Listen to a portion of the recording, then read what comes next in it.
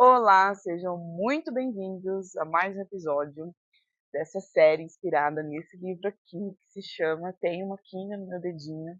E aqui na capa a gente tem as quinas, né? A gente bate o dedo, as que a gente mais bate o dedo. E essa sétima quina, que a gente vai falar aqui nesse vídeo, é sobre o medo, né? Da gente, não é para você parar de sentir medo, é para você mudar a forma com que você lida com o medo, né? Mudar a sua perspectiva, né? Como você está lidando com o seu medo. Porque o medo, ele sempre vai existir, né? Ele tem um instinto protetor do ser humano, né? A gente não tem medo à toa, né? A gente precisa do medo para nos proteger, né? Só que não é sobre isso que eu vou falar aqui no livro, né? Não é sobre proteção, né? É sobre como esse medo nocivo, né? Esse medo que a gente tem, que paralisa, né? Que deixa a gente ansioso, que deixa a gente assim não conseguindo dar passos, né, em direção aos nossos objetivos e tal. Esses medos que realmente interferem na vida da gente. Então, quando eu vou falar, né, tem o capítulo aqui na página 51, quem está aí com o livro, né, pode abrir aí na página 51, tem um capítulo aqui que eu falo das emoções, né, e aí são duas emoções que estão em destaque. A primeira é o medo e a raiva, que eu já falei aqui, tem um episódio que eu falo só sobre a raiva. Que foram duas emoções que foram cruciais, né, eu aprender a lidar com essas emoções para o meu processo de autodescoberta. Então são várias, né, emoções que a gente acaba enfrentando aí, mas o medo e a raiva foram duas emoções que realmente fizeram muita diferença eu aprender a lidar com elas. E o medo é o primeiro, né? E o medo está aqui. E eu falo que a gente, depois que a gente vira mãe, né, a gente tem uma espécie de medo aí, é uma coisa assim, eu não sei se é com todas as mães, eu acredito que é com a maioria, que é o medo de acontecer alguma coisa com o filho, né? Então, quando eu comecei a estudar, né, esse processo de autoconhecimento, eu tive contato com tanto o documentário quanto aquele livro, né, O Segredo, né, que fala sobre a lei da atração, sobre a força do pensamento e tal, da importância de você pensar positivo, essas coisas assim, um pouco superficiais, né. Eu falo assim, não é que é errado você pensar positivo ou a questão do segredo e tal, não sou contra. Só que são questões muito superficiais, né, para você só pensar positivo, né? Se você fizer um esforço para pensar só positivo, sua vida não vai mudar. É todo aí um processo, né? São várias atitudes e ações que vai fazer com que o seu processo de autoconhecimento seja realmente efetivo. Não é só o pensamento, só você pensar positivo. Mas na época, né, que eu comecei, né, que eu li o livro e tal, eu tinha essa crença, né? E na verdade até essa crença se confirmava com o livro, com o documentário, que aquilo que você pensar você atrai. E aí eu entrei numa neura, né, numa sensação de que se eu pensasse algo de ruim, por exemplo, acontecer com meu filho, isso realmente ia acontecer. E aí eu começava a forçar o pensamento, né? Falar, não, não vou pensar nisso, se eu pensar nisso vai acontecer, eu vou ser culpada. E aquilo acabou causando, né, esse processo inicial de autoconhecimento que era para melhorar a minha vida, acabou causando um caos mental, né? Eu ficava muito ansiosa de ter um tipo de pensamento ruim em relação ao meu filho e realmente acontecer. Isso me deixava. Então foi um período assim bem delicado, que eu me sentia muito mal.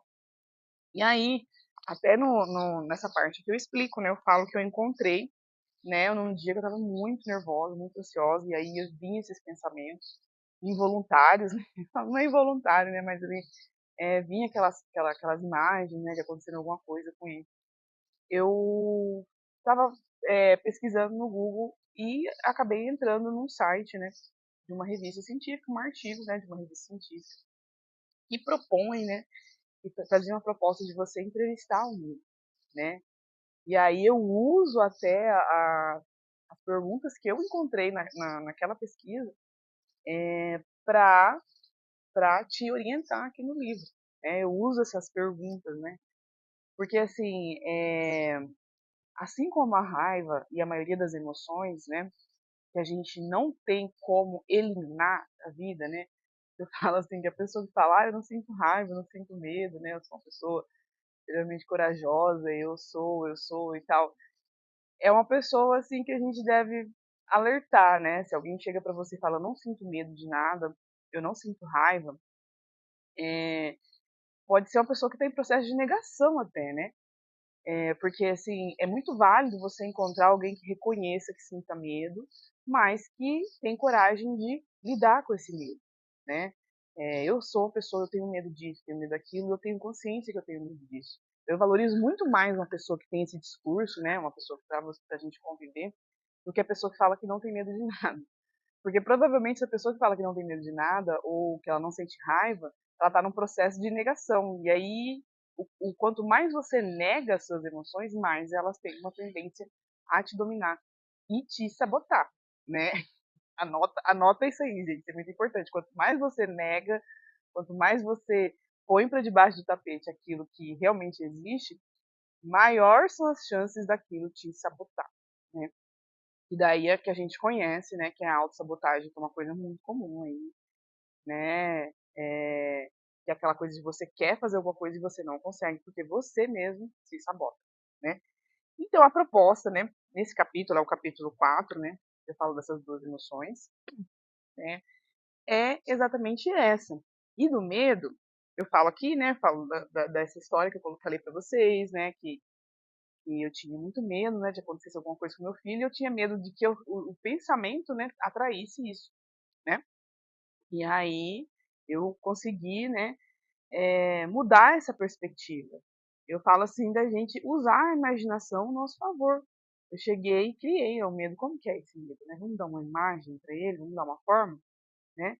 E mentalmente, né, fazendo uma espécie de imaginação, né?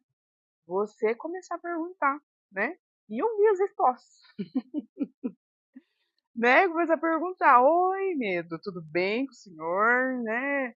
E essas perguntas iniciais aqui são muito importantes, né. Aí depois eu falo, você pode criar suas próprias perguntas, mas é muito importante você fazer essas daqui, tá, independente de seu medo seja diferente do meu, se você não tenha filho ou se seus medos são outros, né.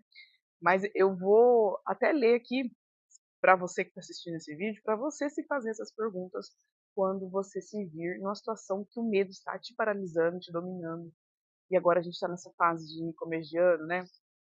Às vezes está com medo de dar um passo, né? Um projeto novo, alguma coisa, e medo de faltar alguma coisa, medo de você também arriscar alguma coisa e não tiver dinheiro, medo para fazer um compromisso e não dar certo, medo de arriscar o novo, né?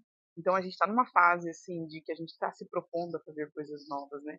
E sempre quando a gente faz essa proposta de mudar, né, a direção ou de criar novos caminhos, o medo ele tende a aparecer, né?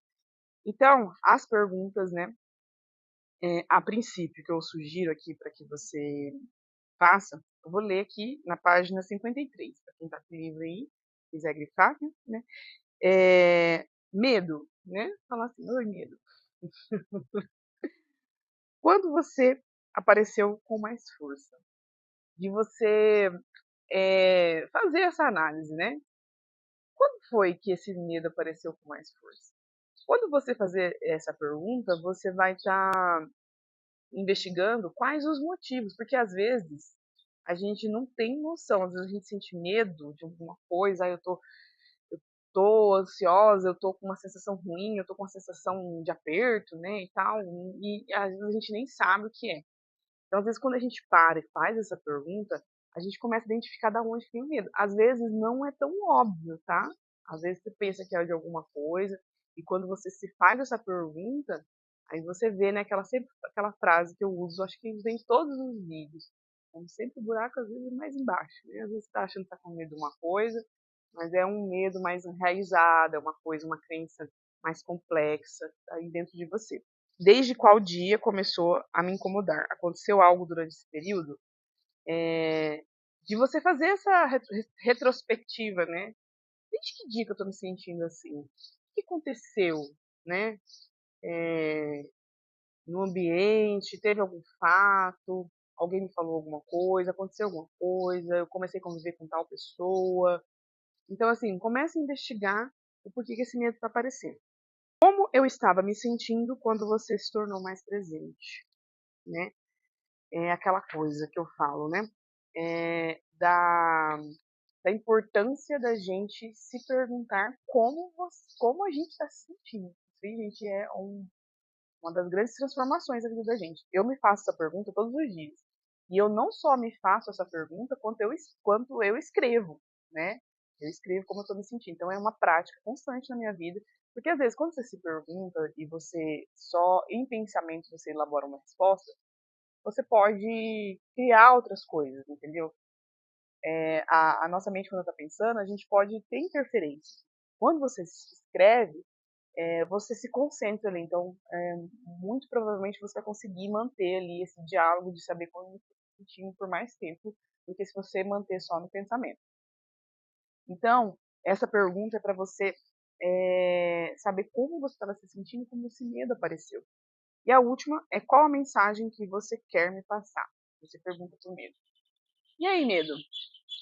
Qual é a mensagem que você quer me passar, né?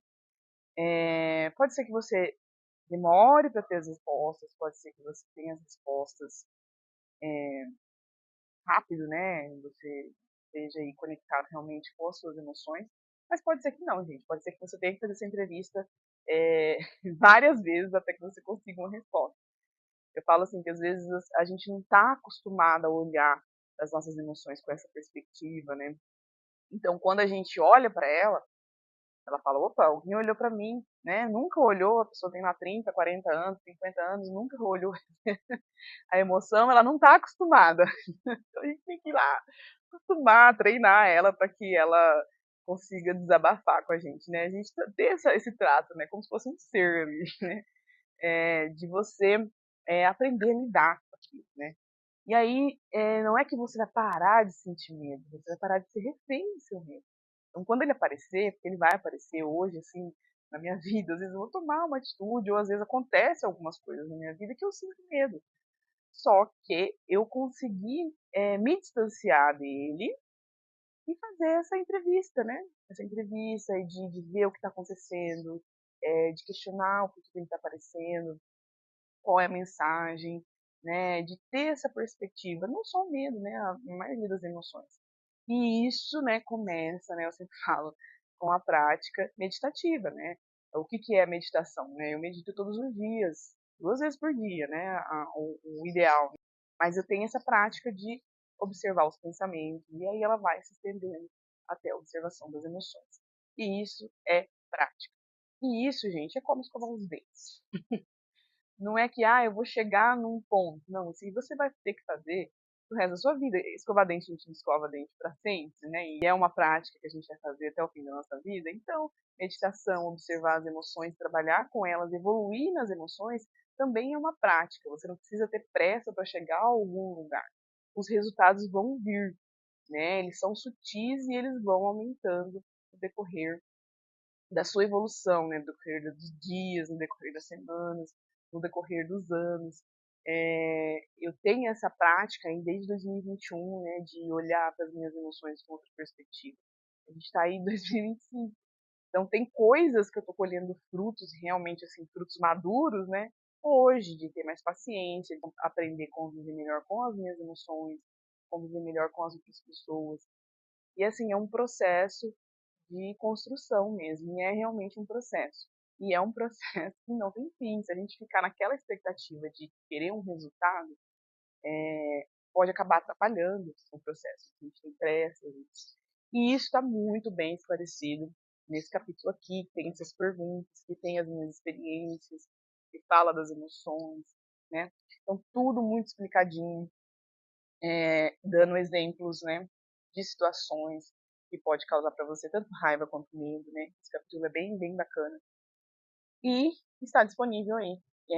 E eu sempre falo, né, de uma forma muito prática, o livro tem aí o passo a passo de como você vai lidar, o que você fazer de pergunta, o que você vai pensar no momento que está sentindo medo, repetir no pensamento, sempre com essa abordagem muito prática. Então tá muito mais que indicado o livro para você ler aí nesse começo de ano, independente da época do ano que você esteja assistindo esse vídeo, super recomendo, né? Porque não tem tempo para a gente despertar, né? É sempre tempo da gente despertar para viver uma vida melhor, uma vida mais plena e uma vida feliz, tá? Então, para você que mora aqui em Dourados. O livro está disponível lá na Companhia dos Livros, ali na Weimar, perto da Arezo.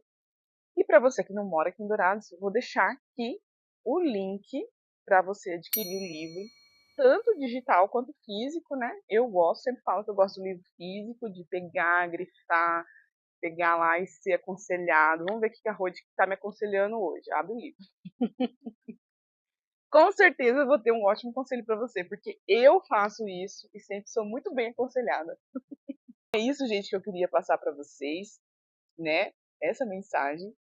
Espero que vocês façam essas perguntas que eu passei aqui nesse vídeo, por medo de vocês, e que vocês aprendam realmente a lidar de maneira saudável com o medo, tá bom? Muito obrigada, até o próximo episódio, gente. Tchau!